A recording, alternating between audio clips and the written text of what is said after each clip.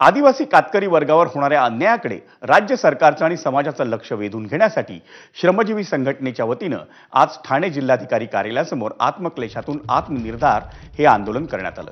कातकरी मुलींची होणारी खरेदी विक्री थांबवण्यासाठी, वनजमिनींच्या आणि गावठाणाच्या हक्कासाठी, गुलामी दूर करण्यासाठी आणि आदिवासी कातकरींचं अस्तित्व टिकवण्यासाठी तसंच जलजीवन मिशन योजनेची अंमलबजावणी करण्यासाठी या आंदोलनाचं आयोजन करण्यात आलं होतं।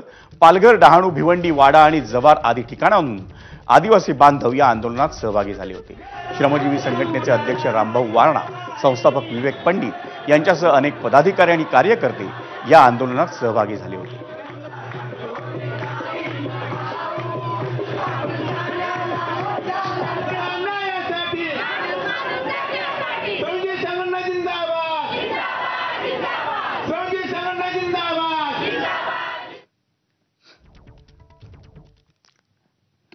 कबुतरांना खाण्यासाठी दाणे घालण्यासाठी मुंबई महापालिकेकडून 4 ठिकाणी सुविधा निर्माण केली जाणार आहे आणि त्यात मुलुंड पूर्वचा